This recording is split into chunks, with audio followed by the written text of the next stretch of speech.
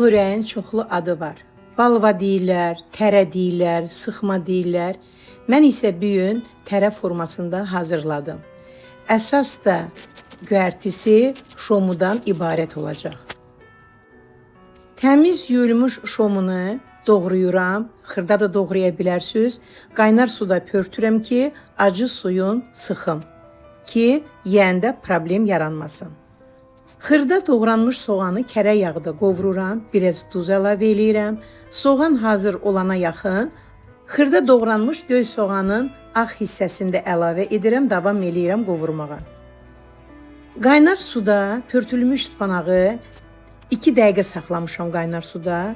Acısını sıxıram. Bura qədər də hazır olan soğana düyü əlavə edirəm, su əlavə edirəm və düyü hazır olana yaxın göyərtiləri hamısını əlavə edirəm. Zövqə görə təzə sarımsağı da xırda doğramışam, ədviyyatları əlavə edirəm və gözləyirəm ki, tərə hazır olsun. Zövqə görə bu xörəyə turşu da vura bilərsiniz, yumurta da üstünə vura bilərsiniz.